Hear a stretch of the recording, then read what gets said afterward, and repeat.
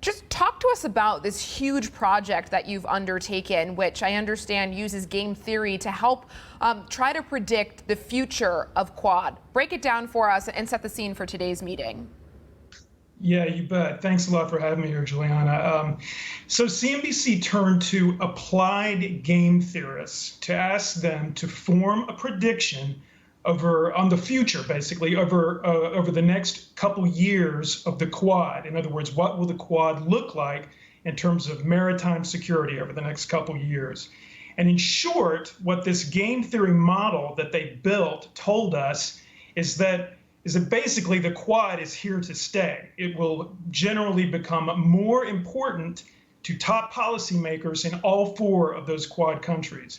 The model also forecasts considerably more unity among the Quad countries. They're much more aligned than they say have been in the past. Also, just a generally sharper focus on security in the Indo-Pacific than they've exhibited already, which is saying something.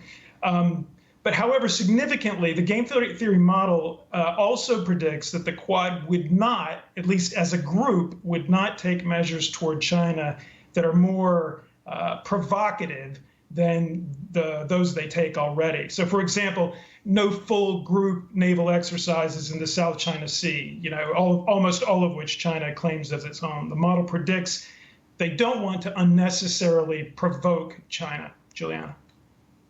Why is Quad not an alliance? And give us a little more insight into the balance of power within Quad.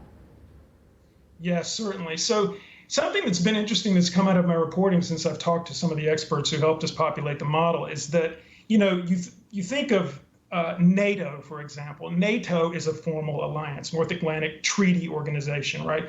But as such, it has to be, by law, really more rigid, more institutionalized, whereas the Quad, ironically, is able to take strength from being flexible. So, for example, if Australia doesn't want to take part in a particular initiative that the other three members are doing, then it can do that. Also, other countries from the outside, like a United Kingdom, can join the Quad as they wish, dip in, dip out, and work with them, and it gives them a certain level of strength. Now, in terms of like the balance of power within the Quad, certainly the United States is the biggest economy among the four, has the biggest Navy as well, but each of the four contributes its own strengths. India is a growing, burgeoning economy.